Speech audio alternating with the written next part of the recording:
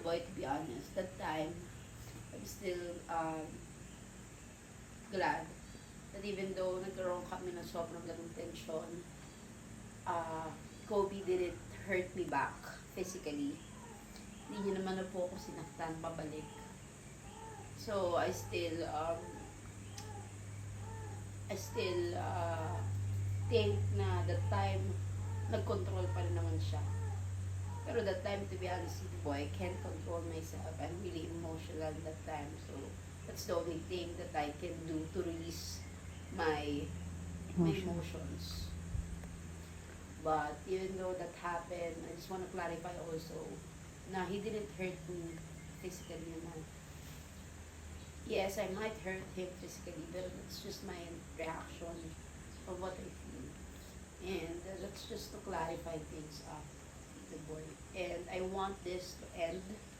And I truly learn from my experience, mistakes. And I hope na dito na to po matapos to.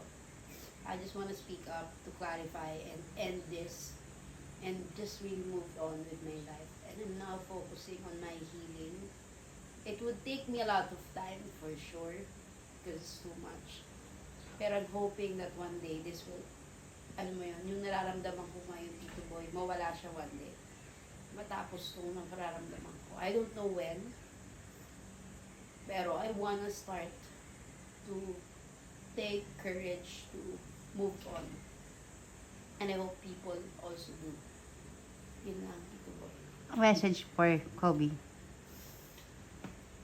I don't have much message to him since I'm not right now in a good position to take message to him. But I just want to say na to the Kobe's family, I hope this would end.